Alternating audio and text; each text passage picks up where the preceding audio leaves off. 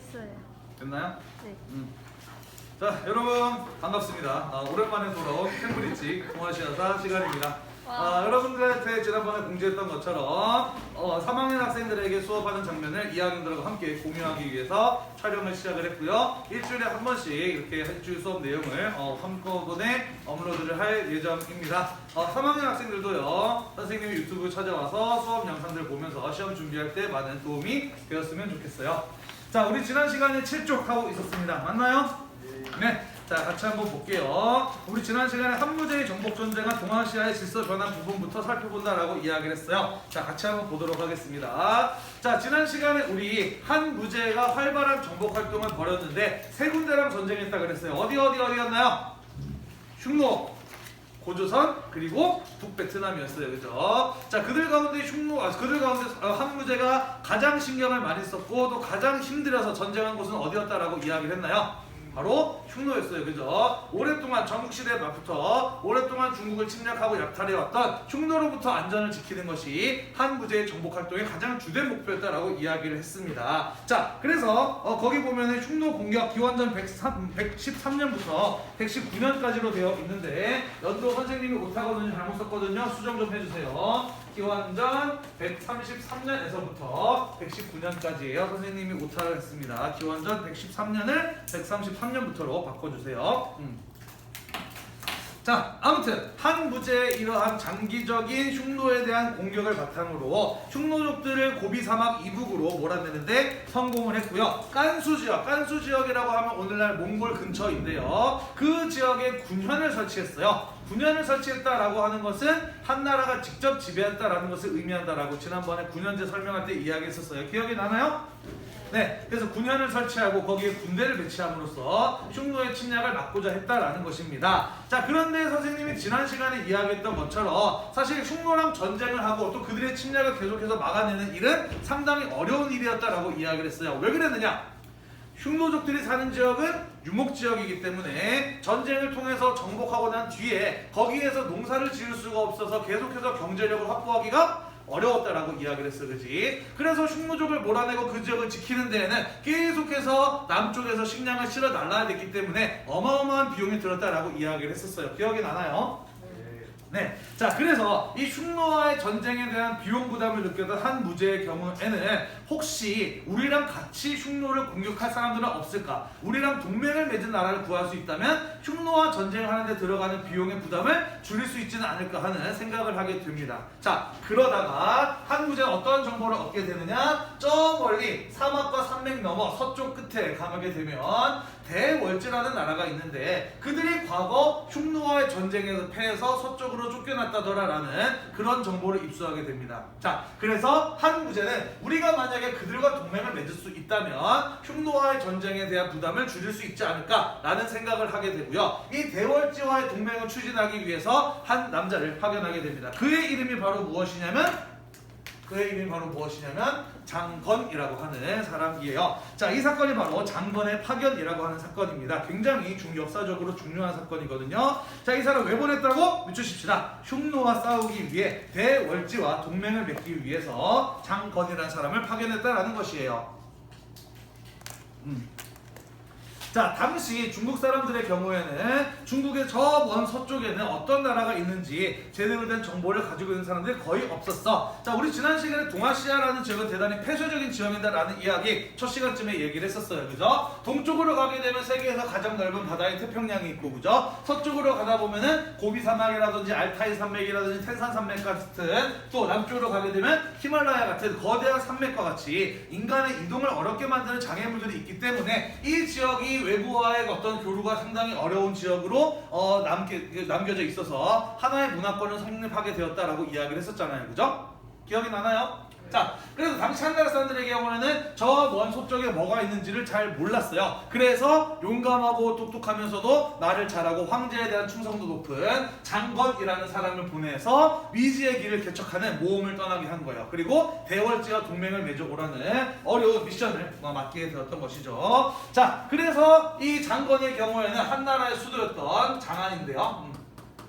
한나라의 수도였던 장안으로 시작해서 대월지와 동맹을 맺기 위해서 미지의 길을 떠나기 시작을 합니다. 이동을 시작을 해요. 자, 그런데 얼마 가지 못해서 흉노에게 붙잡혀 버리고 말아요. 그리고 흉노가 이 장관의 짐을 샅샅이 뒤졌겠죠, 그죠? 그리고 거기에서 한나라가 대월지에게 보내는 편지를 발견하게 되는데 거기에는 당연히 흉노랑 싸우기 위해서 동맹을 맺자라는 내용이 있었겠죠, 그죠? 자, 그래서 이 흉노의 경우에는 장관을 붙잡아 놓고요. 흉노가 이 장관을 대월지에 가지 못하게 합니다.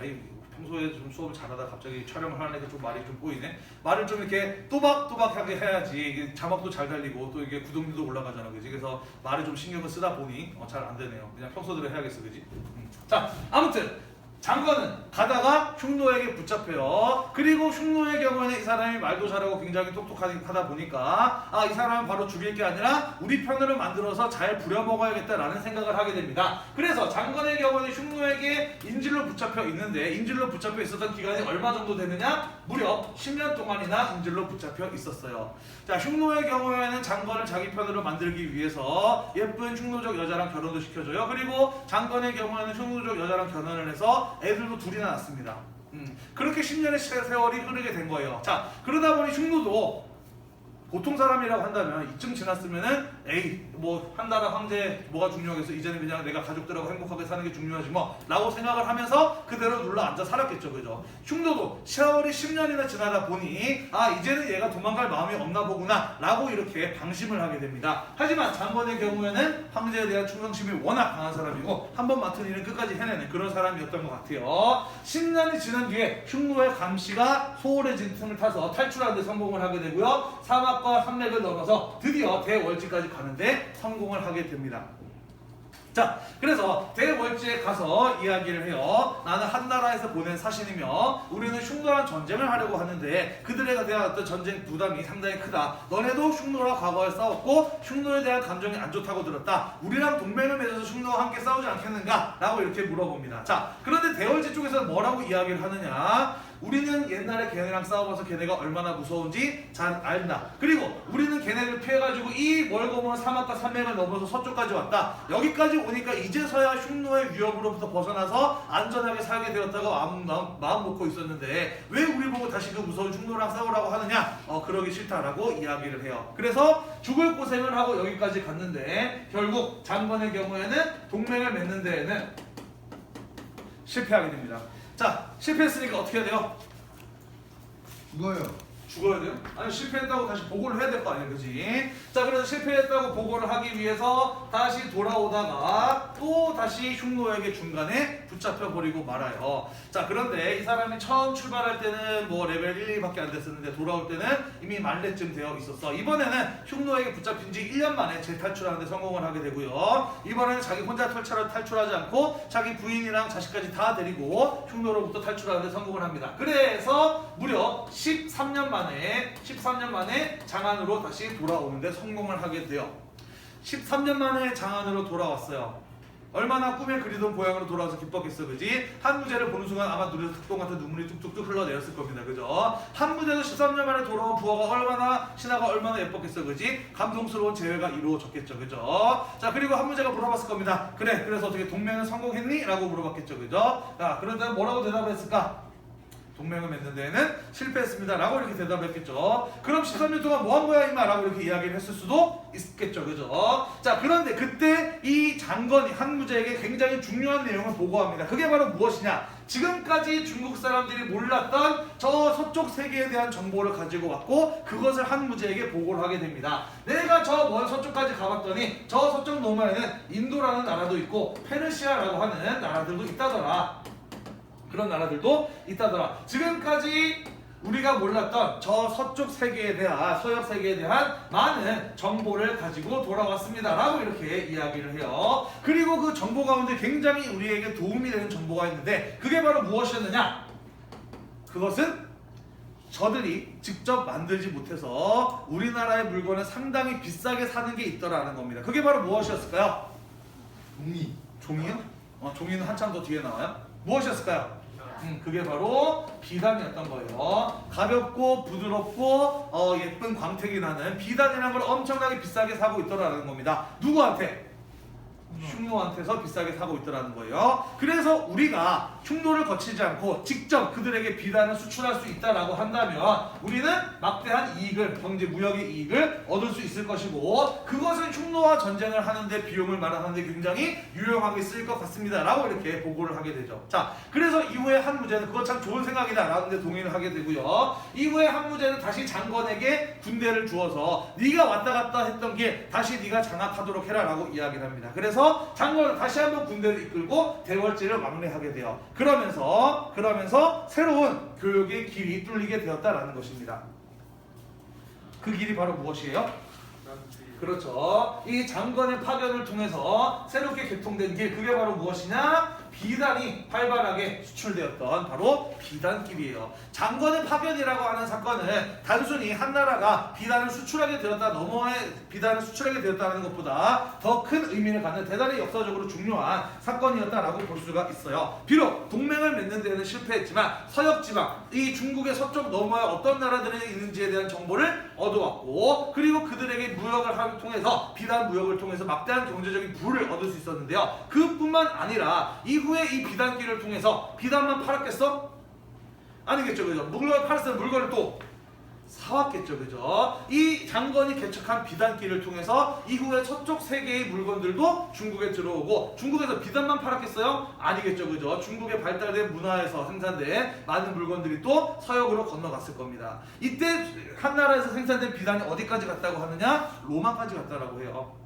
그래서 이 비단길의 개척은 동아시아 세계가 중앙아시아, 서아시아, 나아가서 유럽 세계화까지 함께 교류의 길이 생기게 된 그런 역사적인 사건이었다라고 볼 수가 있는 것이에요. 이해되시나요?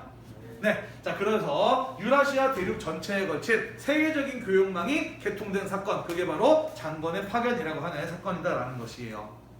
대단히 세계사적으로도 중요한 사건이에요.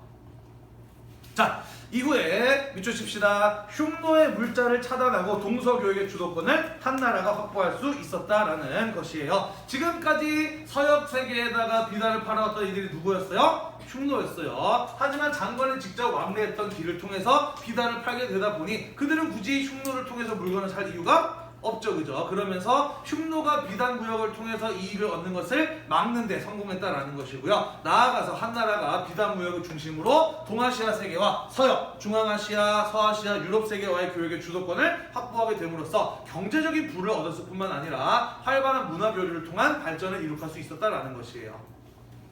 되셨나요? 네. 자, 그래서 첫 번째 장건의 파견을 중심으로 한 흉노와의 전쟁에 대한 이야기를 쭉 한번 해봤습니다. 자, 두 번째 넘어갈게요. 한무제의 활발한 정복 활동을 통해서 북베트남 지역까지 진출하였다라고 이야기를 했어요. 자, 우리 예전 교과서에는 베트남 역사도 실려 있었는데요. 이 교과서가 바뀌면서 베트남 역사의 내용은 학습 부담을 줄이기 위해서인지는 모르겠지만 교과서에서 빠졌더라고요. 예전에 남비에시 어떤 나라인지에도 자세하게 설명을 드렸었거든요. 자, 아무튼 이 한무제의 활발한 정복 활동을 통해서 한나라는 북베트남까지 진출하게 되고요. 밑줄 칩시다. 남비에스를 기원전 111년에 멸망시키고요. 거기에 9개의 한나라의 군현을 설치하게 됩니다. 자, 군현을 설치했다는 건 무슨 의미다라고 이야기를 했었죠? 그렇죠. 군수와 현령을 파견해서 황제가 직접 통치하게 되었다라는 것을 의미한다라고 이야기를 했어요. 그죠? 자, 그래서 한나라가 그 영토를 남북부 베트남 지역까지 넓히게 되었다라는 것입니다. 자, 그러면 한무제는 왜 남비에서 정복을 했을까? 왜 여기까지 진출했을까요? 이유는요? 자, 전쟁은 돈 벌려고. 맞아요. 모든 전쟁은 다 돈 때문에 하게 됩니다. 왜냐면 전쟁이라는 건 어마어마한 돈이 많이, 비용이 많이 드는 일이거든. 그만큼 뽑을 수 있기 때문에 투자하는 게 전쟁인 거예요. 자, 남비에서 정복한 목적은 무엇이었냐면은 남쪽에서 생산이 되는 비싼 물건들이 있었습니다. 예를 들자면은요, 코끼리의 어금니뼈, 상아라든지, 그죠? 이게 밖으로 나온 뿔 같은 어금니뼈 있잖아, 그지? 상아라든지 아니면은 물소의 뿔과 같이 대단히 비싸게 팔리는 이러한 어떤 물건들이 이 지역에서 많이 생산이 됐거든요. 흉노와의 전쟁에 필요한 비용을 마련하기 위해서 이 지역을 정복을 했던 겁니다. 이해됐나요? 자, 그리고 9개의 군현을 설치해서 직접 지배하고자 하였다라는 것이에요. 자, 그 다음 세 번째, 고조선을 정복을 하게 됩니다. 자, 고조선의 경우에는 위만조선 시기 때부터 중국을 통해서 적극적으로 무엇을 받아들였다라고 이야기를 했어요? 철기 문화를 수용하였다라고 이야기를 했죠. 그죠? 철로는 무엇을 만드나요? 무기와 농기구를 만들죠. 그죠? 그래서 조선은 중국으로부터 철기 문화를 받아들이면서 경제적으로 군사적으로 성장하였다라고 이야기를 했어요. 기억이 나십니까? 네. 자, 그래서 이후에 이 조선이라는 나라가 한나라에게 위협이 되었기 때문에 한은 조선을 침략을 하게 되었다라는 것이에요. 자, 하지만 전쟁 전부 다 뭐 때문에 한다고? 돈 때문이었다라고 이야기했어요. 그죠? 조선을 침략하게 된 가장 중요한 이유는 무엇이냐? 자, 당시 조선의 남쪽에는 지은이라는 나라가 있었고 동쪽에는 예라는 나라가 있었다라고 했습니다. 그죠? 그리고 이 나라가 얼마나 빨리 발전할 수 있느냐는 중국과 얼마나 활발하게 교류할 수 있느냐에 달려 있었다라고 이야기를 했어요. 자, 그래서 중국과의 교류를 간절히 원했던 이들이 있었는데 조선이 그 중간을 맡고 있었어. 그지? 그래서 조선은 한과 예, 진 사이에서 무슨 무역을 했다라고 이야기했었나요? 그렇죠. 그들 사이에 무역을 잇는 중개 무역을 했었다라고 이야기를 했었죠. 그죠? 자, 그래서 이것을 통해서 한 조선이 굉장히 많은 무역의 이익을 얻을 수 있었다라고 이야기를 했었습니다. 당연히 한나라 입장에서는 기분이 좋을까요? 나쁠까요? 나빠요. 왜 나쁠까요? 자기가 그렇죠. 자기가 직접 판매하게 된다면은 더 많은 이익을 얻을 수 있는데 조선이 중간에서 그 무역의 이익을 가로채고 있는 상황이었기 때문에 상당히 기분이 나빴을 것이에요. 그죠? 자, 그래서 한나라는 여러 차례 조선에게 압박을 가합니다. 우리가 직접 교역할 수 있게 해달라. 니네가 중간에서 떼먹는 거 마음에 안 든다. 너네 자꾸 그런 식으로 나오면 혼내준다. 라는 식으로 조선에게 상당한 압박을 가해요. 하지만 조선이 이 중개무역의 이익을 포기해서 하지 않았을까? 하지 않아요. 그죠? 조선의 나라가 성장할 수 있어도 굉장한 자금원인데, 그지? 그 이익을 자기 손으로 포기한 사람이 어디 있겠어요. 그죠? 자, 그런데 한나라가 계속해서 조선에 대한 압박을 가하게 되자 조선은 어떻게 하면 그 압박으로 벗어날 수 있을까를 고민하게 됩니다. 그러다가 한나라가 이런 생각을 하게 돼요. 미치십시다. 이러다가 얘네 흉노랑 손잡는 거 아니야 라고 하는 우려를 하게 된다는 것이죠. 만약에 조선이 흉노와 손을 잡게 된다면 한나라 입장에서는 어떨까요? 지금 흉노 하나 상대하는 것도 힘들어 죽겠는데, 그지? 조선까지 함께 상대하게 된다면 이거 보통이 아닐 것이다 라는 우려를 하게 되는 것이죠. 자, 그래서 세 가지 이유에서요. 철기 수용을 통해서 조선의 나라가 성장을 했고, 조선이 한과 예진 사이의 중개무역을 통해서 무역의 이익을 얻고 있었고, 나아가서 흉노와 손을 잡을 우려가 있었기 때문에 한 무제가 조선을 침입하게 된 것이다 라는 겁니다. 됐나요? 네, 그래서 밑줄 칠게요. 기원전 108년에 한 무제의 침입으로 인해서 조선은 멸망을 하게 됩니다. 한나라의 군대는 두 차례 쳐들어왔다고 해요. 1차 침략 때는 조선 사람들이 똘똘 뭉쳐서 잘 막아냈었는데 2차 침략 때는 위만의 손자인 우거왕 때였는데 열심히 싸웠지만 수도인 왕검성이 포위가 되었고요. 포위가 된 상황에서도 1년 가까이 잘 저항을 하다가 결국 성 안에 식량이 떨어지게 되자 성 안 사람들이 우거왕의 목을 잘라서 성문을 열고 항복을 하게 되면서 결국 조선은 멸망하게 되었다라고 기록에 나와 있습니다. 이후에 또 밑줄 칠게요. 밑줄 좀 많이 치네요. 한나라는 옛 조선 땅에 4개의 군현을 설치하게 됩니다. 자, 우리는 한국사 시간에 그걸 뭐라고 배웠나요? 한나라가 설치한 4개의 군현이라고 해서 한사군이라고 배우죠. 남랑군, 진번군, 임동군, 현토군 이렇게 4개의 군현이 바로 한나라가 설치한 군현 한사군이라고 하는 것입니다. 자, 그런데 과연 이 베트남 사람들이나 조선 사람들이 이 한나라의 지배를 받는 것을 좋아했을까요? 싫어했을까요? 그렇죠. 이들은 분명히 다른 민족이라는 민족의식을 가지고 있었던 것으로 보이고요. 무엇보다도 한나라가 베트남과 조선을 정복한 이유가 뭐 때문이었어? 그렇죠. 흉노에 필요한 전쟁을 뽑기 위해서였단 말이야. 그지? 그러면서 경제적인 수탈 같은 것들이 이루어졌습니다. 일종의 식민 지배였던 거예요. 자, 그러다 보니까 베트남에서도 조선에서도 이 한나라의 지배에 저항하는 거센 민족운동 같은 것들이 일어나게 되고요. 한반도에서는 그 과정에서 이러한 어떤 한사군과 싸우는 민족운동의 과정에서 고구려, 백제, 신라와 같은 그런 고대 국가들이 성립하고 발전해 나가게 됩니다. 이해되시나요? 네, 자, 그 내용도 우리가 다음 단원에서 이어서 살펴볼 것이에요. 자, 넘어가도록 합시다. 8쪽으로 가보도록 할게요. 자, 우리가 수행평가까지 하려면은 진도가 조금 급해요.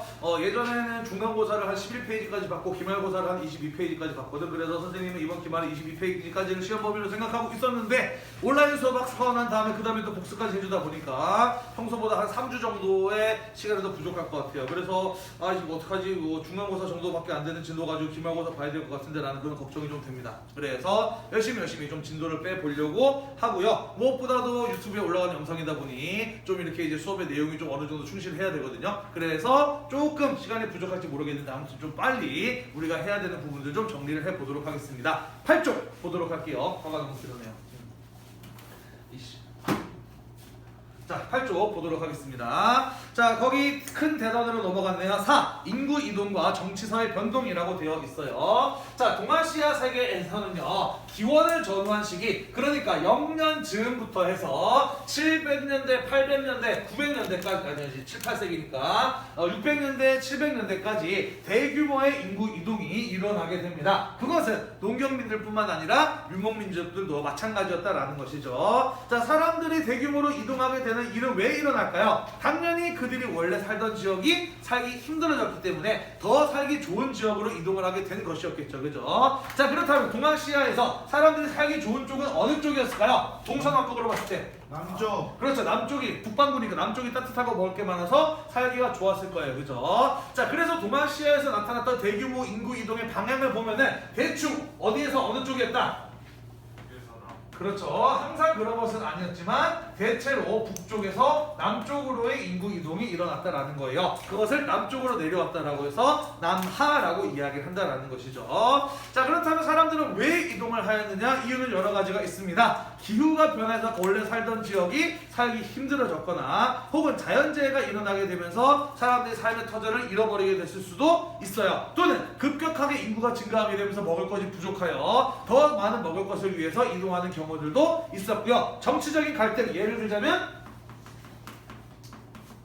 전쟁과 같이 생존을 위협하는 이런 어떤 정치적인 갈등들로 인해서 인구가 대규모로 이동하는 일이 벌어지게 됩니다. 자, 인구가 이동하면 어떤 일이 벌어지게 되느냐, 어떤 영향을 받아서 어떤 일이 벌어지게 되었느냐. 자, 원래 살던 사람들이 있었는데 그 동네에 새로운 사람들이 많이 들어오게 되었어요. 반가웠을까요? 불편했을까요?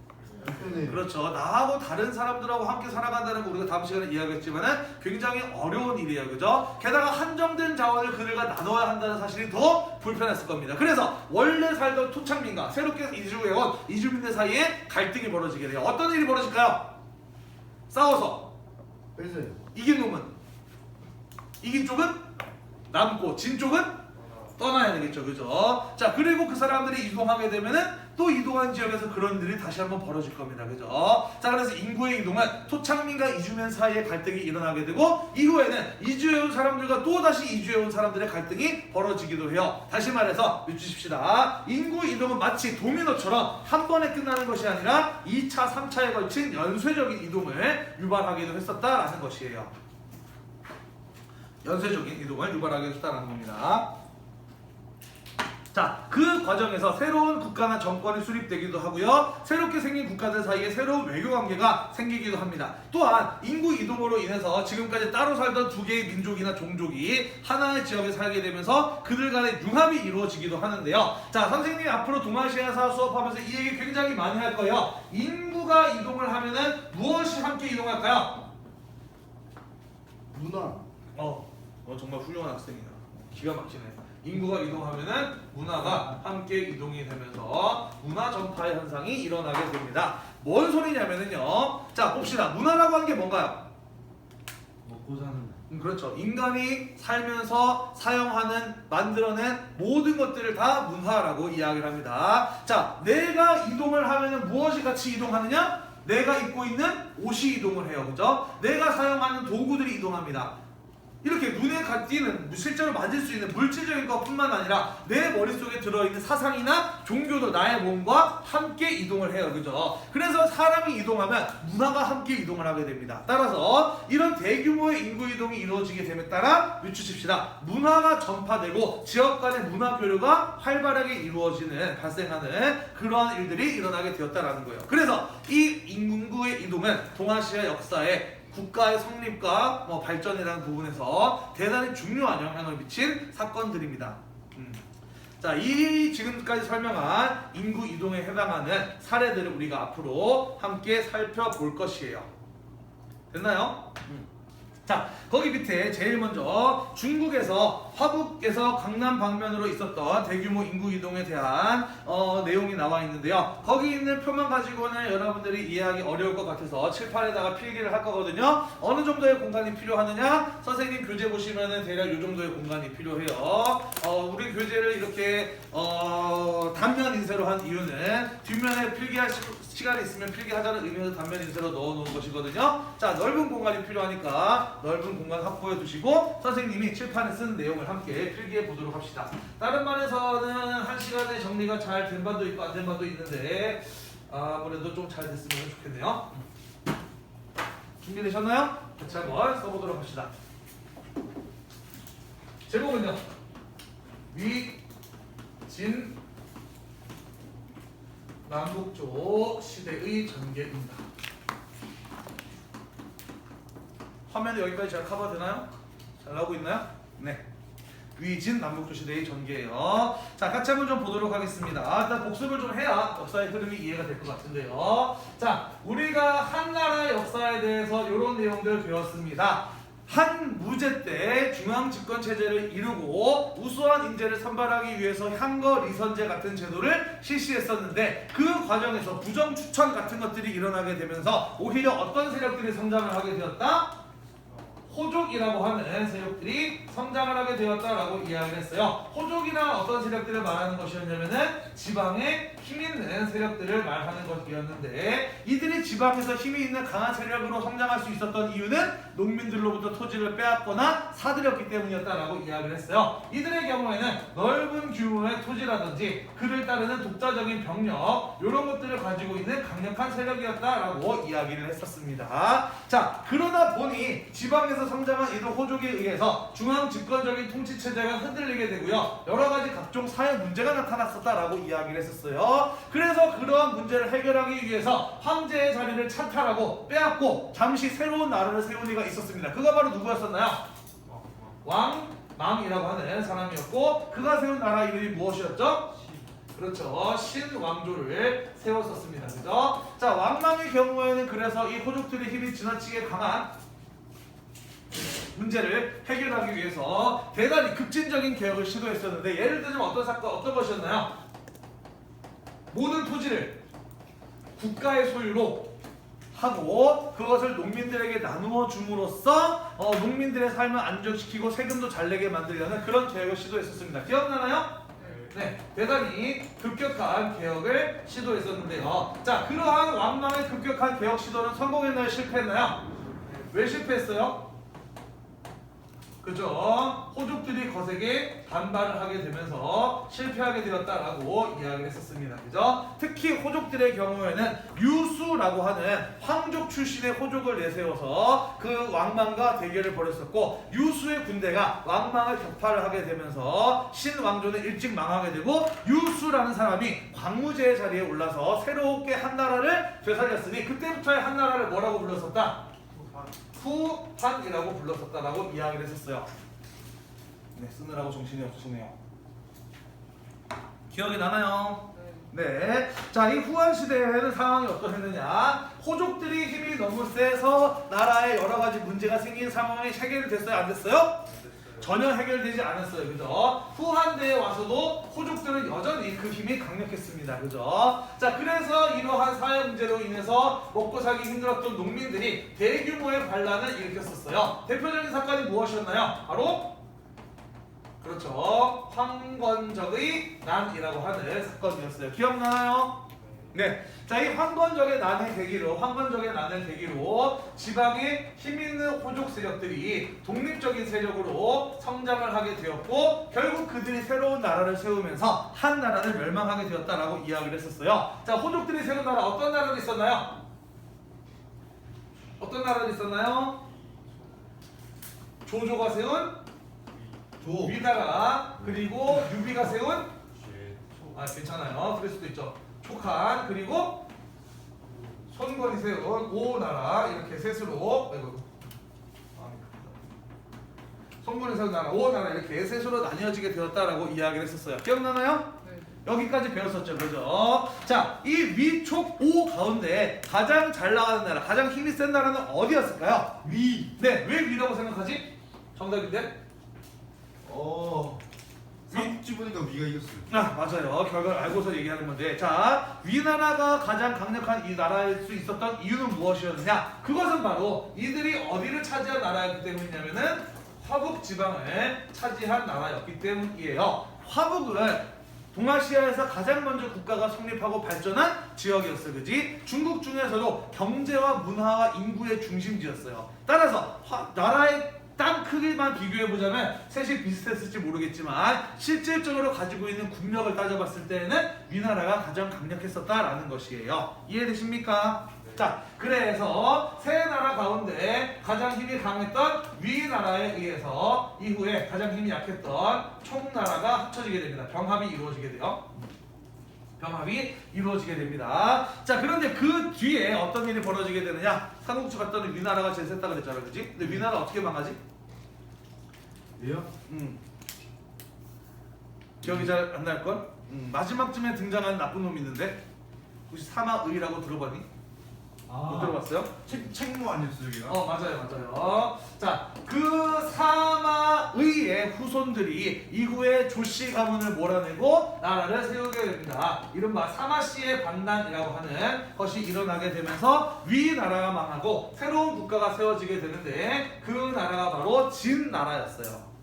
우리가 좀 이따 설명하겠지만 그 뒤에 등장하는 진나라에 비해서 서쪽에 있었던 진나라이기 때문에 서진이라고도 불러요. 자, 서진을 세운 사람은 사마염이라고 하는 사람이었었고요. 이후에 이 사마염이 세운 서진에 의해서 강남에 자리 잡고 있었던 오나라도 이 진나라에 의해서 병합이 됩니다. 합쳐지게 돼요. 자, 그래서 이 사마염이 세운 진나라는 한나라가 망하고 난 이후에 위촉 오로 나뉘었던 중국을 3세기경에 다시 통일을 하게 됩니다. 자, 그래서 중국의 분열기가 진나라에 의해서 다시 통일이 되었다라는 것이에요. 자, 여기까지 일단은 정리 좀 됐나요? 자, 쓰느라고 정신이 없었을 테니 다시 한번 정리 좀 할게요. 여기까지. 자, 전한에서 왕망이 신안조에서 후한으로 넘어갔었다. 후한에서 황건적의 난을 계기로 호족들이 독립을 하면서 위촉오라는 세 개의 나라를 세웠는데 그 중에서 화북지방을 차지한 위나라가 제일 셌다. 그래서 위나라에 의해서 촉한이 병합이 됐었는데 이후에 위나라에서 사마씨의 반란이 일어나게 되면서 서진이라고 하는 진나라지만 과거에 나중에 나타난 동진에 비해서 서진이라고 부르는 이 진이라는 나라로 바뀌게 되었고 진나라 때 오나라마저도 합치게 되면서 3세기에 진나라가 중국을 재통일하게 되었다라는 거예요. 정리됐죠? 자, 그런데 그 뒤에 어떤 일이 벌어지게 되느냐? 자, 선생님이 수업 시간에 이런 얘기했어요. 중국이 통일되었을 때 주변 국가와 민족은 압박을 받습니다. 그래서 중국이 분열되었을 때는요? 그죠? 주변 국가와 민족이 그 틈을 타서 성장한다라고 이야기했잖아요. 그죠? 자, 이 중국이 분열되었을 때 이 중국에 제대로 된 견제를 받지 않았던 북방 유목민족들이 성장을 하게 되는데요. 우리는 그들을 오호라고 부릅니다. 자, 호라고 하는 것을 한자로 이렇게 쓰는데 이게 이제 오라키 호자거든요. 오호. 깔깔깔 재밌네요. 자, 오호라고 하는데 이들은 5민족이에요. 5 북방 유목민족을 통틀어서 오호라고 부릅니다. 자, 어떤 애들이 있었냐면요, 우리가 알고 있는 흉노족도 있는데요, 선비족도 있었고요, 그리고 저족, 갈족, 강족, 이러한 이들을 통틀어서 우리는 오호라고 부릅니다. 흉노, 선비, 저, 갈, 강 같은 이들을 통틀어서 오호라고 불러요. 자, 이들은 중국이 분열되어 있었던 정치적, 군사적 공백기를 이용을 해서 빠른 속도로 성장을 할 수 있었다라는 겁니다. 괜찮아요. 나중에 편집할 때 소리 지우면 돼요. 자, 그리고 이 오호가 3세기경에 어떠한 행동을 하게 되느냐, 나중에 보니까 이 3세기경의 동아시아의 연평균 기온이 급격하게 저하했다라는 사실이 밝혀지게 됩니다. 다시 말해서 이 5호는 중국의 공백기를 틈타서 굉장히 크게 성장을 했는데 그들이 사는 유목지역이 갑자기 너무 추워진 거예요. 그래서 이들은 생존의 위협을 느끼게 되었고 어디로 이동하게 되었을까? 남쪽으로 이동을 하게 되었겠죠. 그죠? 자, 그래서 이 5호가 남쪽으로 침입하게 됩니다. 자, 중국을 통일한 서진은요, 그때 당시에 내부적인 문제로 상당히 어려움을 겪고 있었어요. 뭐 팔왕자의 난이라고 해서 왕족들끼리 싸우는 뭐 그런 어떤 사건들이 있었거든요. 그래서 이 5호라는 유목민족의 대규모 침입에 제대로 대응할 수 있는 상황이 아니었다라는 겁니다. 결국 원래 한족들이 국가를 세우고 발전해 나갔던 중국의 경제, 문화, 인구의 중심지인 화북지역을 누가 차지하게 되느냐? 바로 이들 5호가 차지를 하게 됩니다. 북방 육에서 내려온 유목민족인 5호가 화북지역을 장악을 하게 되고요. 거기에서 이들은 저마다의 새로운 나라, 정권을 수립을 하게 됩니다. 자, 이때 이 5호가 세웠던 나라가 대략 한 16개 정도가 세워지고 망하고 했었어요. 그래서 이 시대를 뭐라고 부르냐면은 5호가 16개 정도의 나라를 세우고 망했던 시대다 라고 이야기를 해서 이 시대를 5호 16국 시대다 라고 이야기를 해요. 정리됐습니까? 네. 자, 다시 한번 얘기를 해드릴게요. 자, 중국의 혼란을 틈타 북방에서 5호라고 불리는 다선 유목민족들이 성장을 했다. 그리고 3세기경에 연평균 기온이 급격하게 낮아지게 됨에 따라 이들은 따뜻한 남쪽을 찾아서 화북으로 내려오게 되었다. 이때 당시에 진나라의 경우에는 내부적인 문제로 인하여 이들은 제대로 막아낼 능력이 없었기 때문에 결국 5호가 중국인들의 지역이었던 화북지역을, 한족의 지역이었던 화북지역을 장악하고 새롭게 나라들을 세웠습니다. 썼으니 그때를 우리는 5호 16국 시대라고 한다는 거예요. 정리됐습니까? 네. 자, 원래부터 중국에 살던 사람들 우리 그들 뭐라고 불렀었죠? 원래부터 중국에 살던 사람들 한족이라고 불렀어, 그지? 자, 이들 한족의 경우에는 그러면은 화북에서 5호와 함께 살고 싶었을까, 그러고 싶지 않았을까? 그렇죠. 한족들은 우리들 북방 유목민족을 뭐라고 불렀어? 오랑캐라고 불렀어, 그지? 그들에 대한 어떤 편견을 가지고 있단 말이야, 그지? 그를 멸시하고 차별하잖아, 그지? 당연히 이런 이들과 함께 살고 싶지 않았을 거예요. 뿐만 아니라 원래 서로 다른 사람과 살아간다는 건 정말 힘든 일입니다. 이들의 경우에는 한족들과 언어도 다르고 문화도 다르고 생김새도 달랐어요. 당연히 이들 사이에는 함께 살아가기 어려움을 느끼는 이들이 많았을 것이라는 거예요. 자, 그래서 원래 화북에 살고 있었던 한족들의 경우에는 그들을 피해서 어디로 내려가게 되느냐? 얘네가 북쪽에서 내려왔으니까 그보다 더 남쪽으로 내려가야 되겠죠, 그죠? 화북의 한족들의 경우에는 창장강 이남 지역으로 이동을 하게 되었다라는 것이에요.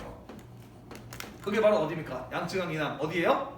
강남인 것이죠, 그죠? 자, 그래서 이 5호의 침입에 밀린 한족들의 경우에는 강남 지방으로 이동하게 되었고 거기에서 새로운 진나라를 세워서 나라를 이어가게 되는데 그 위치가 어디였냐면은 창장강 주변 지역의 대표적인 도시인 난징 지역이었어요. 난징 지역을 중심으로 새롭게 동진이라고 하는 나라를 세우게 됩니다. 그냥 진나라였는데 과거 화북에 있었던 진나라에 비해서 조금 더 동쪽에 있었다고 해서 과거에 화북에 있었던 진나라를 서진, 그리고 강남에 새롭게 세워진 진나라를 동진이라고 구분해서 부른다라는 거예요. 이해됐나요? 네. 자, 그래서 3세기 이후에 중국의 상황이 어떻게 되었다라고 정리해 볼 수가 있느냐. 아이고, 요렇게 정리해, 선을 좀 예쁘게 그려야 되는데, 자, 이렇게 정리해 볼 수가 있겠네요. 지금 화북 지역의 경우에는 어떤 민족이 장악을 했어요? 5호라고 하는 북방 유목민족이 장악을 했어요. 그리고 강남 지역의 경우에는요, 한족의 정권이 들어서게 되었네요, 그죠? 그리고 이 둘의 사이는 좋았을까요, 나빴을까요? 당연히 나빴겠죠, 그죠? 그래서 화북의 5호와 강남의 한족으로 중국이 둘로 나뉘어졌고 그들 간의 대립이 오랫동안 이어지는 상황이 바로 4세기, 5세기경의 중국의 상황이었다라는 거예요. 자, 여기까지도 정리가 됐습니까? 네. 자, 내용이 좀 많지만 이해해 주세요. 우리가 한 호흡에 가야 되는 부분이 분명히 있어요. 자, 5호 16국 시대 화북의 이야기를 좀 해보도록 할게요. 화북은 농경지대예요, 유목지대예요? 농경지대입니다. 자, 그러면은 화북에 살고 있었던 모든 한족들이 다 강남으로 갔을까? 아니겠죠, 그죠? 농민들은 농사를 지어야 되기 때문에 어쩔 수 없이 남았을 것이에요, 그죠? 자, 그렇다면 지금 화북의 상황이 어떠하느냐? 농경 지역인데 농사 짓는 한족들이 남아있는데 거기에 유목민족들이 들어왔어요. 이해되나요? 자, 그러다 보니 서로 다른 성격을 가진 민족들이 한 지역에 어울려 살다 보니 제대로 어우러지지가 못하고 계속해서 갈등을 빚게 되겠죠. 이후에 한족들의 거센 반란이 일어나게 되면서 이 5호가 세운 나라들은 계속해서 망하고 다시 세워지기를 반복을 합니다. 그래서 그 짧은 기간에 무려 16개의 나라가 세워지고 망하기를 반복했던 거예요. 이해되시나요? 나라가 안정되기 위해서는 무엇할 필요가 있었느냐? 농경민과 유목민 사이에 벌어지는 갈등을 줄일 필요가 있었던 것이에요. 자, 그것을 가장 잘 잘했던 민족이 누구냐면 바로 선비족이고요. 그것을 가장 잘 잘했던 나라가 바로 선비족이 세운 북위라고 하는 나라였어요. 다음 시간에 좀 더 자세하게 설명을 할 겁니다. 자, 농경민과 유목민의 성격이 달라서 이들 사이에 갈등이 벌어졌어요. 그런데 여기는 화북이라고 하는 농경 지역이에요. 숫자는 누가 더 많았을까요? 인구는요? 농경민은 당연히 농사 지으니까 먹을 게 많아서 인구는 농경민이 훨씬 더 많아요. 화북이라는 농경지대에 수많은 농경민들이 살고 있는데 일부 유목민들이 그들과 함께 어우러지지 못해서 갈등을 빚고 있습니다. 누가 누구에게 맞춰줘야 되는 상황인가요? 유목민이 자신들의 모습을 버리고 농경지역에 적응하기 위해서 변신해야 그런 갈등이 줄어들 수 있겠죠. 이해되나요? 자, 그래서 이 선비족이 세운 북위는 무엇을 했느냐? 그들의 원래 유목민족으로서의 모습을 버리고 한족처럼 되고자 했어요. 그게 바로 적극적인 한화 정책이라고 하는 것입니다. 원래 그들의 모습을 버리고 한족과 동일한 모습으로 갖기 위해서 끊임없이 자신들을 변화시켰다라는 것이에요. 자, 그러다 보니 이 북위라는 나라가 다른 5호 16국들보다 훨씬 더 빨리 정치적인 안정을 이룰 수 있었던 것이고요. 그 힘을 바탕으로 북위가 화북 지역을 통일하는 데 성공을 하게 되니 그게 기원 후 439년의 일이었어요. 됐습니까? 여기까지? 필기할 공간이 모자라면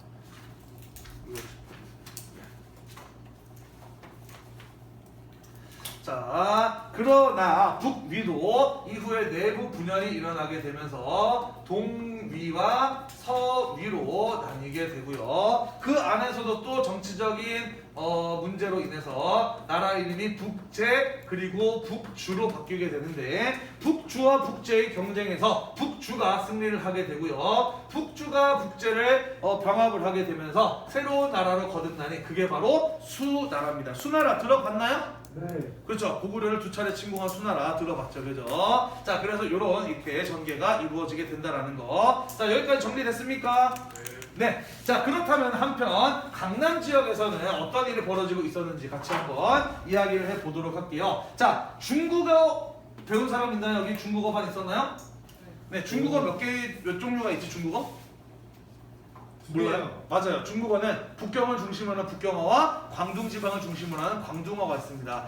중국이라는 나라는 워낙 크다 보니까 하나의 언어라고 할지라도 지역적 격차가 굉장히 큰 거예요. 강남하고 화북하고는 전혀 문화가 달랐다라는 것이죠. 그래서 사실 같은 한족이라고 할지라도 사실 그들 내 갈등이 없지는 않았다라는 것입니다. 특히 이 강남 지역에서 이 화북에서 내려온 사람들이 권력을 잡을 것인가 아니면 원래부터 강남에 살고 있었던 사람들이 권력을 잡을 것인가를 놓고 갈등이 벌어지게 됩니다. 그래서 이후에 동지는 몇 차례에 거친 몇 차례의 왕조 교체를 겪게 되는데요. 동진이 망하고 송나라가 세워졌다가 송나라가 망하고 제나라가 세워졌다가 제나라가 망하고 양나라가 세워졌다가 양나라가 망하고 진나라가 세워지게 돼요. 송제양진이라고 하는